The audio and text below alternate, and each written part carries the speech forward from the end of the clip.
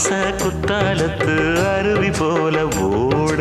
ஓயாம பேசி பேசி மாமா நீ உணர்ச்சிகளை தூண்டி தாக்கலாமா வாயாடி லாபம் என்ன மாமா நீ விஷயங்களை ஆற போடலாமா வெச்சது யாரு சொக்குப்படி என்னவ பண்ணுப்படி சொன்னத கேளு கண்ணுமணி சொந்தமும் பந்தமும் வந்ததடி சொல்லிக்கொடு சொல்ல சொல்ல கத்துக்கிறேன் விட்டுக்கொடு மிச்சம் இது தொட்டுக்கிறேன்